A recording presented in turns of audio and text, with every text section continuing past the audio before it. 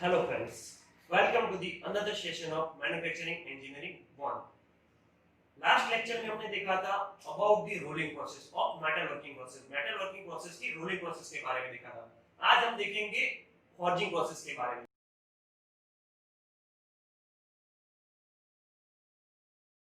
अब थोड़ा पहले देख लेते हैं कि रोलिंग प्रोसेस में हमने क्या किया था।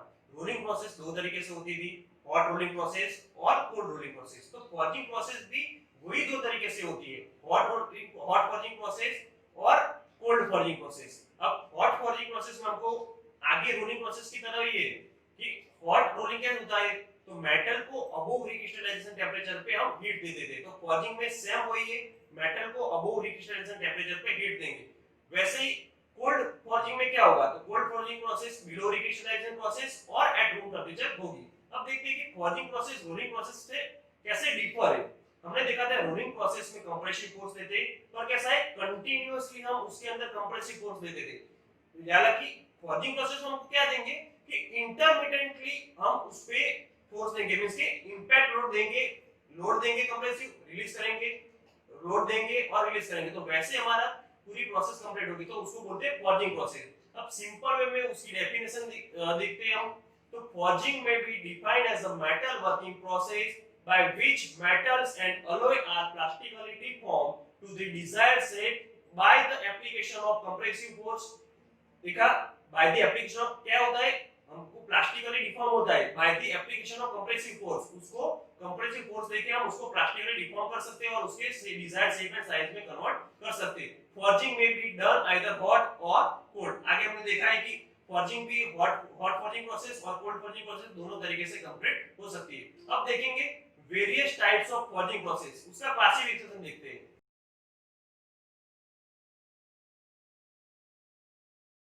तो वो अलग अलग तरीके से क्लासिफाई की गई है फॉर्जिंग प्रोसेस। तो सबसे पहले according to the source of energy, कौन कौन से सोर्स हम देंगे, उसके अंदर आते हैंड फॉर्जिंग और मशीन फॉर्जिंग। मशीन फॉर्जिंग को पावर फॉर्जिंग भी बोलते हैं। सेकंड है according to the type of die. According to the type of die में दो पार्ट्स है उसके, open die forging and close die forging. According to the application of pressure, application of pressure में देखा जाए तो ड्रॉप फॉर्जिंग है, press forging है, मशीन फॉर्जिंग है एंड इंपैक्ट फॉर्जिंग है। और लास्ट हमारा क्लासिफिकेशन है अकॉर्डिंग टू फॉर्जिंग मशीन। तो अकॉर्डिंग टू फॉर्जिंग मशीन आता है hand forging, machine forging, press forging and roll forging. Okay, अब हर एक टाइप्स में हम अलग अलग देखेंगे। सबसे पहला है हमारा हैंड फॉर्जिंग। हैंड फॉर्जिंग के नाम पे से हमको पता चल जाता है कि हैंड फॉर्जिंग में क्या होता है। हैंड की मूवमेंट से हम प्रोडक्ट को शेप देते हैं, तो उसको बोलते हैं hand forging. Generally hand forging के अंदर हमारा वर्कपीस है जो दो फ्लैट सरफेस के बीच में प्लेस किया जाता है। अब फ्लैट सरफेस में लोअर सरफेस हम देखते हैं, तो लोअर सरफेस के करीब में हम एनुअल का यूज करते हैं। सिंपल हम देख फिगर में देख सकते हैं क्या है, हैंड फॉर्जिंग के अंदर एक हीटेड बिलेट हमारा एनुअल पे रखा हुआ है और उस पे हैमर से स्ट्राइक की जा सकती है। तो हैमर से स्ट्राइक करोगे तो जैसे हमारी हैंड की मूवमेंट होगी उस तरह से हमारी प्रोडक्ट की शेप, डिजायर्ड शेप और साइज हम प्रोड्यूस कर सकेंगे।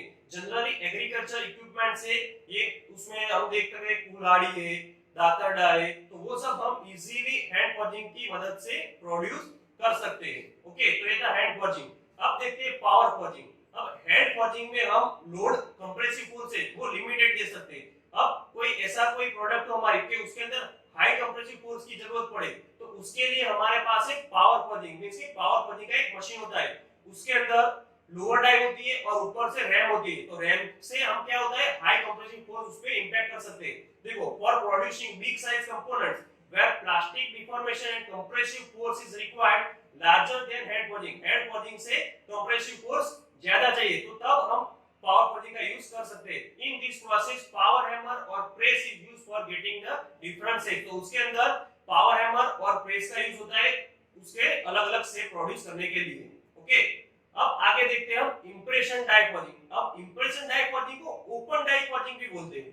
तो उसका नाम क्यों ओपन डाई फॉर्जिंग है, क्योंकि उसके अंदर दो डाई यूज होती है, अपर डाई और लोअर डाई। तो लोअर डाई और अपर डाई दोनों साइड में से क्या होता है, ओपन होते हैं, वो क्लोज होते नहीं है, कि मींस कि डाई का दोनों का शेप कैसा होता है, एकदम फ्लैट होता है।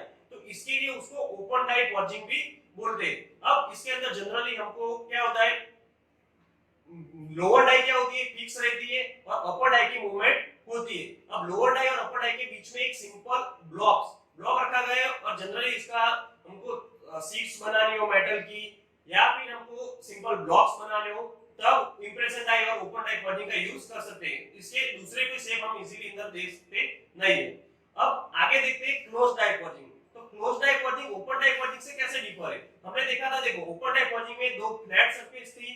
अब क्लोज डाई फॉर्जिंग में क्या है कि जो उसकी जो दो डाई है, अपर डाई और लोअर डाई, वो डाई के अंदर थोड़ा कोई शेप दिया हो जाता है। तो उसका जो डाई का जो शेप है वही शेप हमको प्रोडक्ट में मिलता है। देखो ब्लैंक के स्वरूप में हमने रॉ मटेरियल रखा है, जैसे ही अपर डाई और लोअर डाई दोनों में क्या है एक डिजायर्ड शेप दिया गया है। तो जैसे ही हम उस पे कंप्रेसिव फोर्स देंगे तो क्या होगा, जैसे ही हमारा डाई का जो प्रोजेक्शन दिए गए उसके जो शेप होंगे वो प्रोजेक्शन के अंदर हमारा ब्लैंक फिल हो जाएगा। देखो तीन फिगर दी हुई है, सेकंड फिगर है और लास्ट फिगर है। तो लास्ट फिगर में हमारी फाइनल प्रोडक्ट मिलेगी। ओके, तो डिजायर्ड केविटी हमको मिलेगी, जो केविटी हमको चाहिए इन बोथ दी पार्ट्स, दोनों पार्ट्स के अंदर वो फिल हो जाएगी। तो उसको बोलते हैं क्लोज डाई फॉर्जिंग। ओके, अब आगे देखते हैं हमारे ड्रॉप फॉर्जिंग मेथड्स। अब ड्रॉप फॉर्जिंग मेथड में क्या है, एक ड्रॉप हैमर दी हो गई होती है कि वो कंटीन्यूअसली इंपैक्ट लोड उस पे देता जा रहा है। देखो इसके अंदर भी अपर डाई लोअर डाई होती है, पर अपर डाई क्या होता है कि हमारे रैम के साथ कनेक्ट होती है और लोअर डाई क्या होता है एनुअल के साथ। अब रैम को मूवमेंट देने के लिए हमको एक फॉलो बोर्ड देना पड़ता है और फॉलो बोर्ड दो फ्रिक्शन रोलर्स के साथ अरेंज किए गए होते हैं। दो फ्रिक्शन रोलर्स का क्या काम है, तो वो क्या होता है जनरली इंपैक्ट लोड देते हैं और वापस क्या होता है रैम को खींच जाते हैं और उसके अंदर डिफ्लेक्शन नहीं आने देते हैं। सिंपल अरे का आगे हमने सब प्रोसेस देखा था, तो उसके अंदर क्या होता है अपर डाई फिक्स नहीं होती है, मूवेबल होती है और उसके साथ ऐसा कोई डिफ्लेक्शन आता है। तो इसके अंदर वो डिफ्लेक्शन कम करने के लिए हमने क्या किया है, दो फ्रिक्शन रोलर्स रखे। फ्रिक्शन रोलर्स क्या होता है फॉलो बोर्ड को सपोर्ट करेगा और रैम के साथ डाई कनेक्टेड है और रैम को क्या देगा मूवमेंट देगा। तो इजीली हम इस आपका प्रोडक्ट का बिलेट का शेप और साइज हम प्रोड्यूस कर सकेंगे। तो उसको बोलते हैं ड्रॉप फॉर्जिंग। अब आगे देखते हैं अपसेट फॉर्जिंग और मशीन फॉर्जिंग। अब अपसेट फॉर्जिंग और मशीन फॉर्जिंग के बारे में बात की जाए तो जनरली हमारा जो बोल्ट है, बोल्ट के हेड मैन्युफैक्चर करने के लिए हम अपसेट फॉर्जिंग और मशीन फॉर्जिंग का यूज करते हैं। देखो all forgeable metals, जो भी all forgeable metals upsetting is possible and different shapes are produced। जितनी भी हमारी forgeable metals है वो हर एक forgeable metals के हम upset forging easily कर सकते हैं। जनरली राउंड्स द्वारा इजीली मैन्युफैक्चर, जो राउंड्स द्वारा वो इजीली हम इसके अंदर मैन्युफैक्चर कर सकते हैं। It is used in only one side of die, a rod is used for hollow shape. Generally upper die और लोअर डाई के बीच में हमारा वर्कपीस रखा जाता है और पीछे से क्या होता है रोड के द्वारा मींस के पीछे से फोर्स दिया जाता है और जो डाई के अंदर जो कैविटी है उसके अंदर वो बोल्ट के जो हेड होंगे वो हेड इजीली मैन्युफैक्चर हो जाएंगे। ओके, तो ये था अपसेट फॉर्जिंग।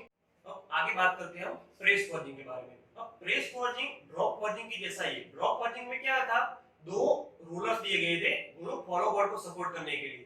तो इसके अंदर क्या होता है रैक एंड पिनियन अरेंजमेंट दी गई है हमारे रैम को सपोर्ट करने के लिए। तो जैसे ही रैक एंड पिनियन की मूवमेंट होगी वैसे ही हमारी रैम की मूवमेंट होगी। और नीचे हमने देखा है कि दो एनुअल के बीच में हमारे वर्कपीस रखा है। तो दो डाई यूज होती है, तो लोअर डाई एनुअल के साथ है और अपर डाई हमारी रैम के साथ कनेक्टेड है। ओके, अब इसकी बात करें तो the forging pressures builds up from the start to the end of stroke, क्योंकि प्रेशर स्ट्रोक के स्टार्ट से एंड तक हमको मिलेगा, resulting in maximum penetration and improving the grain flow throughout the entire forging. Okay, completed forgings are ejected manually or mechanically from the die cavities। Means कि complete forging process से हम easily उसको mechanically और manually means कि हम machine के द्वारा भी उसको रिलीज कर सकेंगे और मैन्युअली भी हम उसको रिलीज कर सकेंगे। अब इसके कौन-कौन सी प्रोडक्ट्स हम मैन्युफैक्चर करते हैं, तो जनरली ये हमारा प्रेस फॉर्जिंग है जो एयरक्राफ्ट पार्ट्स है, लार्ज प्रिसिजन गियर ब्लैंक्स है, कनेक्टिंग रोड है, बोल्ट है, स्क्रू है, तो वो सब मैन्युफैक्चर करने के लिए हम प्रेस फॉर्जिंग का यूज करते हैं। ओके, तो ये सब था about the various types of forging process. अब हम देखते हैं एडवांटेजेस ऑफ फॉर्जिंग प्रोसेस। अब एडवांटेजेस की बात की जाए तो सबसे पहला एडवांटेज है grain structure are refined. Means कि देखो हमने आगे देखा था रोलिंग प्रोसेस में भी हमारे ग्रेन स्ट्रक्चर रिफाइन होते थे, वैसे ही हमारी फॉर्जिंग प्रोसेस में भी उसके ग्रेन स्ट्रक्चर रिफाइन होते हैं। Metals atoms are arranged in one direction so it improves mechanical properties. हमारी रोलिंग प्रोसेस भी क्या होता है मैकेनिकल प्रॉपर्टीज इंप्रूव करती थी, वैसे ही फॉर्जिंग प्रोसेस भी हमारे mechanical properties like strength, coefficient of friction, resistance, वो सब क्या होता है, इंप्रूव करता है। Time and labour cost is minimum because of precision in workpiece, का टाइम और लेबर कॉस्ट हम कम कर सकते हैं because of precision in workpiece, workpiece में प्रिसीजन हमको मिलता है। Machining is not required so cost is minimum, machining हमको रिक्वायर्ड नहीं है सो उसका कॉस्ट हम कम कर सकते हैं। बेटर सरफेस फिनिश मिलती है और हायर प्रोडक्शन रेट मिलता है। तो ये थे एडवांटेजेस। अब हम बात करते हैं disadvantages of forging process. Disadvantages की बात की जाए तो initial investment and handling of die and tools is high. Second हमारा oxidisation is possible due to metal work at high temperature. Third है high tolerance is provided, simple products are manufactured, undercut and holes are difficult to manufacture and some of the metals cannot be forged, like हमारे जो plastic है, glass है, तो वो products को हम forge कर सकते नहीं है। तो ये थे डिसएडवांटेजेस ऑफ फॉर्जिंग प्रोसेस। अब उसके यूजेस और एप्लीकेशन देखते हैं। तो एप्लीकेशन देखी जाए तो locomotive and automobile parts like axle, lever, cam, ring, connecting rod etcetera, cutting tools, agriculture tools, machine parts, spring, hook, screw, home appliances and scientific products, military products and aircraft and missile products हम easily manufacture कर सकते हैं with the help of forging process। तो ये थे हमारे दोस्तों advantages, disadvantages and application। तो I hope you all understand about the metal forging process। अब हम लास्ट स्लाइड में देखेंगे some of the important questions। तो ये हमारे some of the important question, अगर आप हमारी प्रेजेंटेशन पूरा देखोगे तो सभी क्वेश्चन के आंसर आप लोगों को इजीली मिल जाएंगे। अगर आप लोगों को उसकी एग्जाम देनी है तो हम उसके गूगल फॉर्म की आपको लिंक प्रोवाइड करेंगे नीचे कमेंट बॉक्स में और आप इजीली उसकी एग्जाम दे सकते हैं। Okay friends, thank you.